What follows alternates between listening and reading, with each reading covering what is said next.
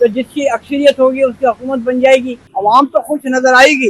इसलिए कि इलेक्शन जो हो रहे हैं, इलेक्शन तो मौसम ये बाहर ही ऐसी है इलेक्शन की, लेकिन आने वाला वक्त बताएगा कि ये क्या होगा। उसका राय हमारा पीपल्स पार्टी की हुकूमत आती है या नून की हुकूमत आती है।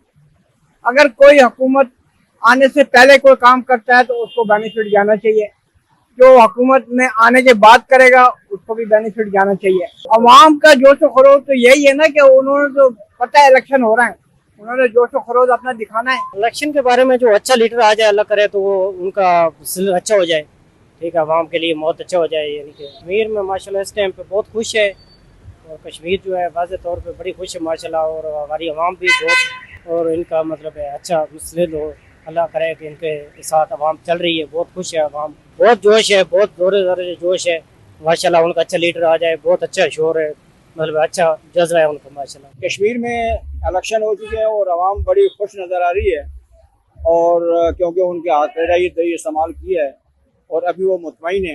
इलेक्शन की वजह से लोग बड़े खुश और हरम नज़र आ रहे हैं।